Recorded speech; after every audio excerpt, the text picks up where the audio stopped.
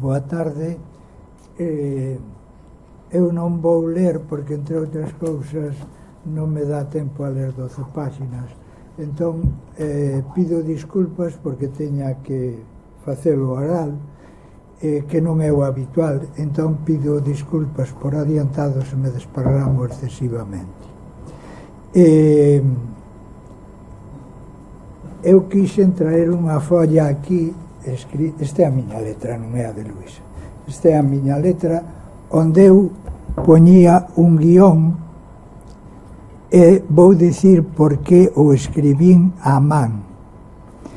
E traio un número porque vou dicir un fragmento dun poema que un día lle dixen a Luisa.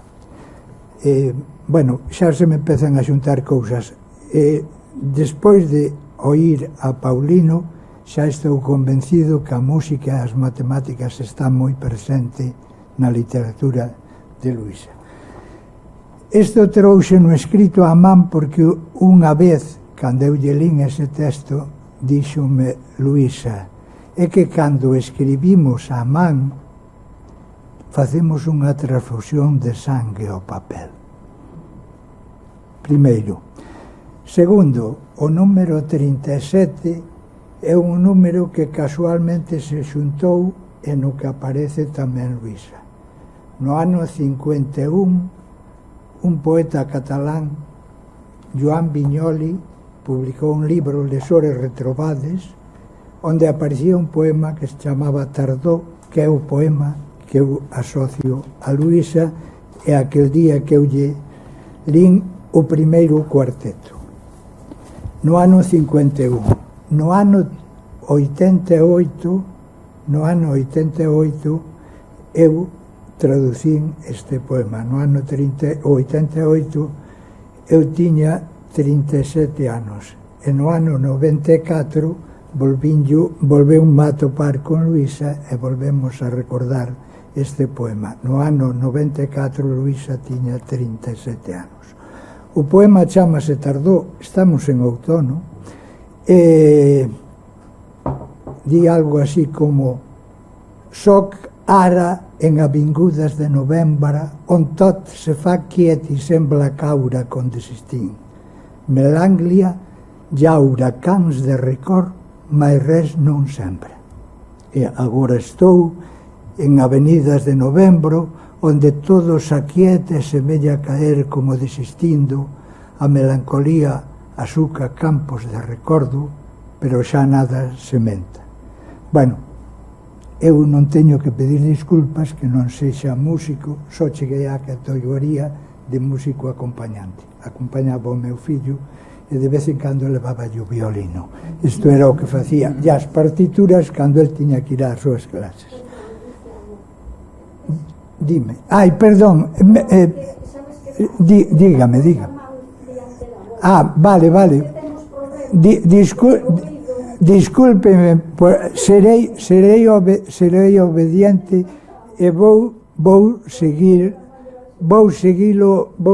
o guión, e se cometo imprudencias díganmo porque son bastante imprudente, aínda que non o parezo.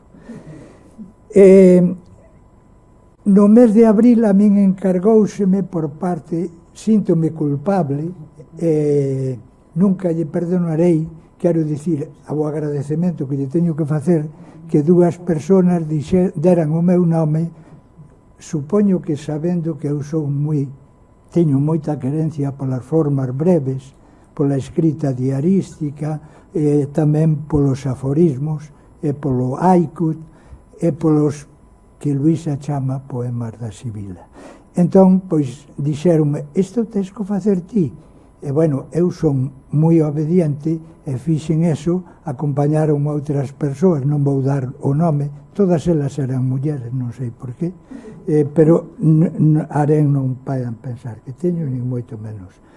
Entón foi cando eu me ocupei de un material que se me pasou, 2 follas, que eran as que recollían os aforismos, e 5, que eran as que recollían os haikus, ou haikus do entendemento, como ela tamén lle chamaba, e creo que eran 6 páxinas 6 folios os que recollían os poemas da Sibila cruzados con algúns aforismos que houve que retirar porque xa estaban nas primeiras follas. E logo despois dous manuscritos, dous cuaderniños, dúas libretas. Eu traía unha que é moi parecida, pero deixei nadie atrás. Dúas libretas pequeniñas que eran as que ela levou no estoxo do violino e escribía nos momentos que se lle ocorrea ou ao mellor hasta que se aburría, e entón escribía unha especie de dietario e que titulou con un nome, pode parecer moi pomposo en latín, Compendium Musices. Bueno, direi algo ao menos de onde ven o título, supoño, e corríxame Paulino, se non fora así, donde ela colleu ese título. Como eu teño que falar, dividín a publicación en dous bloques, o que ela denomina aforismos, haicos do entendemento ou poemas da Sibila, o primeiro bloque, e o segundo, o dos compendios. Está montado así.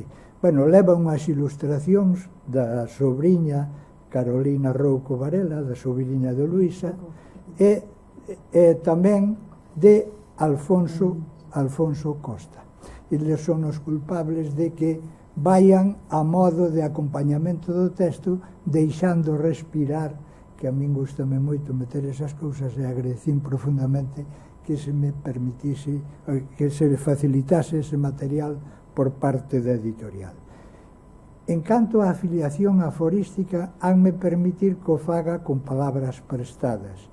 Un escritor gaditano ao que lle teño moita querencia, cumpriuse o centenario, o primeiro centenario, o ano pasado, Carlos Edmundo Diori, que era tamén un escritor de aforismos, pois no ano 2005 publicou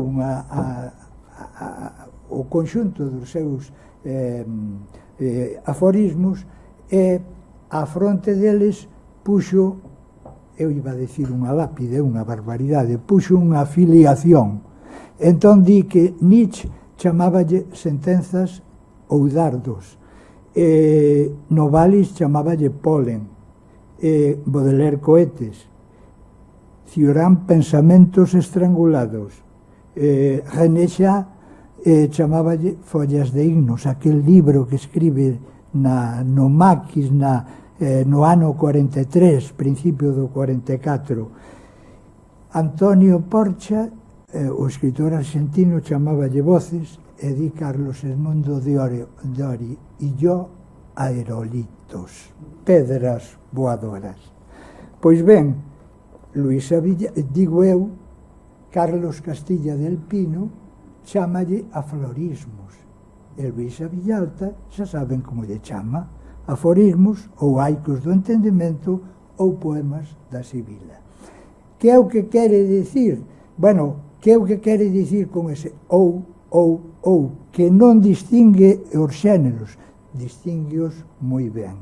O que pasa que no caso de Luisa, ela que é de tradición, supoño que tamén musical, pero literaria tamén, ela o que quere é anovar esas formas. Eu creo que aí, seguindo, ao mellor teorías de R. Pound ou teorías de Eliot. O R. Pound tiño moi claro cando decía a tradición non significa ataduras que nos liguen ao pasado, senón que é algo belo que debemos conservar, que é o que debemos facer, make it new, anovala. Bueno, pois eu creo que Luisa Villalta sabe moi ben o que é o aforismo, o haiku, o de poema da Sibila deixamos a parte. Sabe moi ben que é o que caracteriza, que é o canónico en cada xénero, pero o que quere é darlle un aire novo. Polo tanto, o que quere é contribuir, partindo desa tradición, contribuir a facer unha nova interpretación e crear un espírito crítico. nela existe unha vocación claramente pedagóxica, bueno, non no sentido que a utilizan a maioría dos políticos, pero xa saben, supoño que saben ao que me refiro. En canto aos aforismos, eu traía por aí apuntados os que eran, son un número moi breve, son 14 os que ela mete no apartado de aforismos, e, bueno, pois, é un texto que ten unha longa tradición, non sábeno perfectamente. O aforismo ven fundamentalmente de aforismos, a palabra grega, que significa delimitar ou acoutar, logo despois pasou a ter o significado de dito ou sentencia. Bueno, pois, é algo que nos quere facer reflexionar. Isto é, creo que a escrita de Luisa está marcada por esa dirección. Eu só quería dicirlles un dos aforismos, creo que, bueno, non sei que número, non fan a caso, pero un dos 14 aforismos, onde hai toda unha declaración. Desto se trata, dicir lo máximo co mínimo, esas illas de pensamento que tamén lle chamou alguén. Pois díela, a mesma doutrina moral reúne sempre a todos aqueles que non teñen principios. Bueno, en canto ao seguinte apartado, os haikus, hei de decir que formalmente todos coñecemos esas 3 estrofiñas, 5, 7, 5, bueno, nas linguas, ao menos nas romances nas que eu podo chegar, entón, pois, que é o que se trata? E daí a conexión co aforismo. O que se trata é de captar ese instante, ese momento, esa epifanía. Esa é a función do aforismo. Ou esa momentánea eternidade que diría a poeta Raquel Lanceros. Pois ben, ela ten un lote de aforismos nos que estrictamente se ciñe a forma, que me quedan 9 minutos, vou correndo. Ben, entón, en canto a forma, xa me puxen nervioso. Bueno, pero non pasa nada. En canto a forma aforística, recolle no libro, vai nesa orde, os 9 primeiros. Os 7 primeiros eran os únicos que foron editados. Xa se dixo, no Hidal Gallego, creo que foi no ano 85, os seguintes, o lote a partir do 10 en adiante, recolle unha serie de poemas que ela lle pon un título. Os aforismos, os haikus non levan título, ou normalmente non levan título. Polo tanto, xa é unha entrada nova. Entón, aparecen, perdón, que me fumo un pouco do fío. Bueno, do fío estou mindo desde o principio. Hai unha serie de poemas que la chama haikus urbanos, e esta é unha innovación que la fai. O haiku normalmente ten un carácter, se non mo malinterpreta, rural ou bucólico. Pois ela fai haikus urbanos. E hai 12 versos que aparecen co título Poetris Poemis. E aí fai o que lle dá a gana, e vou explicar por qué. Pódese ler de 5 maneiras distintas eses 12 versos. Como unha unidade, como 4 unidades, 3, 3, 3, 3, 4 aforismos. Ese é o xogo que fai Luisa. E acaba este apartado con un poema titulado Conquista, e é unha homenaxe ao poeta portugués o multipoeta portugués Fernando Pessoa. El decía, navegadores antigos tiñan unha frase gloriosa: navegar é preciso, viver non é preciso. Pois ben, Luisa Villalta dalle a volta e fai o que lle dá a gana. Navegar é preciso, viver non é preciso, navegar vivendo acaso. Bueno, en canto aos poemas da Sibila me lo salto porque se móvense entre o aforismo os menos e, os haicos os menos e aforismos a maior parte delas. Non é que ela se queira arrogar esa función que ten a Sibila, que xa coñecemos, a adiviña, senón que o que pretende é crear un espírito crítico. Simplemente decir, os dous compendios Músice, que son un conxunto de entradas 97 no primeiro e 47 no segundo, respectivamente do ano 94 e do ano 95, e aí entabla un diálogo. Ela realmente escribe para falar da interpretación musical, pero escribe moitísimo da literatura. En un momento, no diario do ano 94, di que este diario foi testigo do meu cambio da música, o meu paso da música á palabra.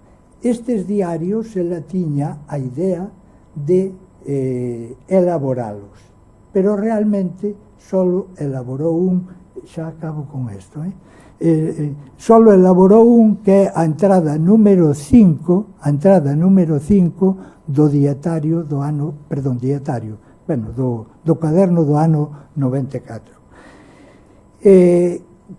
Creo que aquí se pode ver a amplitude que ela lle daría dicindo mesmo, pero dunha forma moi florida, cousa que agradezo profundamente que haxa xente que crea na encarnación da palabra. Calquera dos dous violinos di a versión do ano, a versión non elaborada. Calquera dos dous violinos me fai feliz. Cada un ao seu modo, sen embargo, non podo tocar máis que un de cada vez. Para colmo, noto que soa mellor o que toco máis tempo seguido. Musa, como farei co meu corazón? Calquera dos dous violinos faime feliz. Un só anchuroso e penetrante, o outro íntimo e profundo. Un necesita a presión segura de todo o brazo sobre o arco, o outro hai que deixalo vibrar e, polo contrario, restar impulso para non afogalo. Cada un deles consegue vibracións que aparecen roubadas ao outro. Pediría eu a suma de ambos, pero eu só podo tocar un en cada momento. E se intento determinar o sonido que mellor se me logra, este é, sen dúbida, o daquel que toquei máis tempo seguido. Musa, se existes, explícame como hei facer co meu corazón. Bueno, en canto a estas formas ao que eu lle apuxen o nome de formas breves de pensamento, nada original, por outra parte, eu creo que é unha expresión ben acabada de o diálogo que ela estuvo constantemente establecendo entre as formas breves de pensamento e a escrita, digamos así, literaria. Isto tamén é literatura, pero para entendernos. Entón, eu deixo aquí esta tese que sería moi necesaria facer esas formas breves como de alguna forma son as que arman e motivan esas 18 obras, quitando as de formas breves de pensamento, esas 18 obras que xa coñecemos de Luisa Villalta e as dúas que van vir a continuación. Perdón, as tres, porque a da traducción eu tamén o considero como creación. Perdonen o desparrame.